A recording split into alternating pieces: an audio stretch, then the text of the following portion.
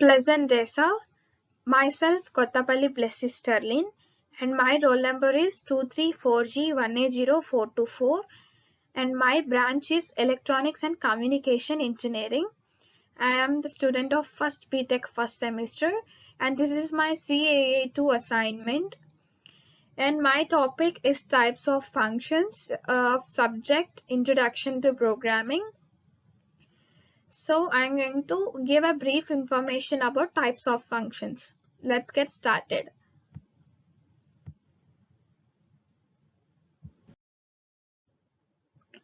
Introduction. Functions are two types.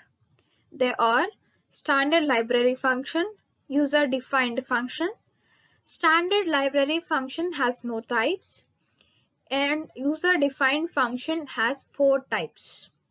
They are with argument and return type function, with argument and without return type function, without argument and with return type function, without argument and without return type function. These are the four types of user-defined function. So first of all, I would like to say what exactly means the function. So let us see what is meant by a function.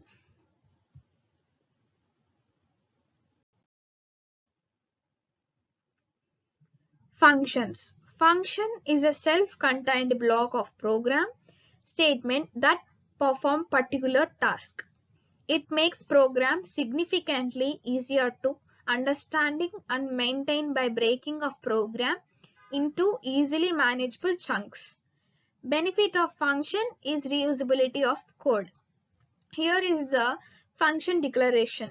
Data type, function name, data type 1, data type 2, and so on, data type n.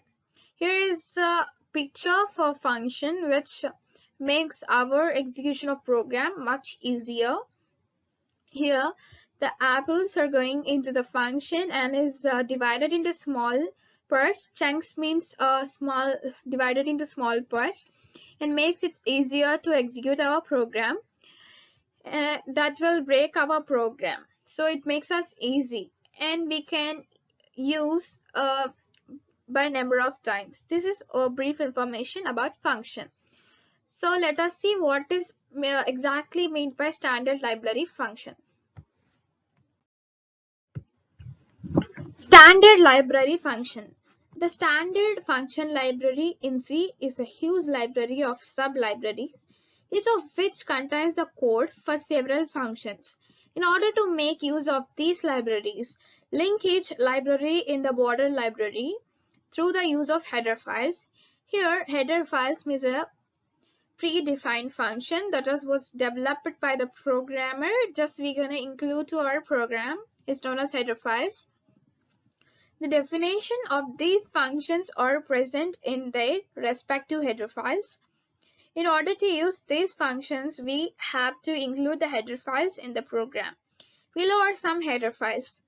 Here the examples of header files is stdio.h. The full form of stdio.h is standard input output, and printf. These are the two examples for the standard library function. And I'm going to move on to the next type of the function, that is user-defined function.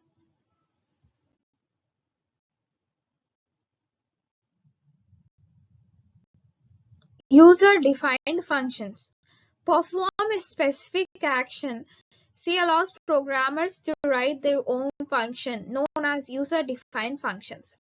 User-defined function has three main components that are function declaration, function definition, and function call. And these are further divided into four types. So user-defined function is very helpful and makes our program easier. That means every single programmer can use it in their way, and there are three main components. There are function declaration, function definition, and function call. So let us see what are the four types of in user-defined functions. The first type is with argument and with return type function. Here the return type 1 specifies the data type of value that the function will return. The function name is the name of the function, and the argument 1, argument 2 are the parameters that the function takes. The value is the value that the function returns. Here, the return type specifies a data type. That means a particular data type means integer type, character type, string type. These are the some examples for the data type, and this was specified by the return type. And the function name is as well the name of the function. And argument 1, argument 2 are the parameters. So the value means a value that function returns. This is our main components in with argument and with return type function. Here is an example for with argument and return type function.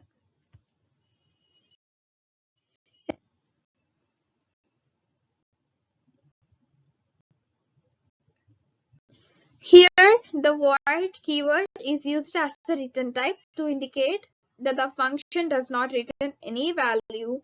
The function name is the name of the function, and the argument 1, argument 2 are the input parameters that the function takes. Here we particularly used word keyword because we could not return any value. So if we use a word keyword, the program doesn't return any value. That's why it is called as with argument and without return type. As I already said, that function name is the name of the function, and the argument 1, argument 2 are the input parameters, or actual arguments. So this is the example for with argument and without return type. Without argument and with return type value. In C programming, function that does not take any argument but returns a value is called a non-void function. This syntax for defining a non-void function is as follows. Return type function, name of the function, function definition. This is an example for without argument and with return type. Here, we are not giving any argument, but it returns a value. This is a specific character for the without argument and with return type. And this is the third type of user-defined functions. And next, I would like to say about the fourth type and the last type in a user-defined function, that is without argument and without return type value.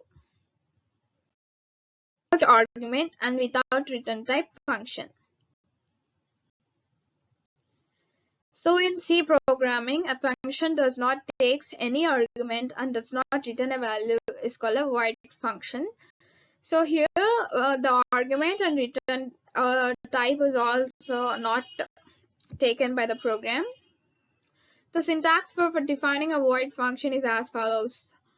Return type, function name, parameter 1 and parameter. The syntax is similar to most of the types in user-defined function. And after that, we are going to write the body of the statement and ending with a curly brace. This is the example for without argument and without return type function. Here ends the 4 types of user-defined function and the end of the types of functions that are standard library function and user-defined function. This is all about my topic of types of functions. Finally,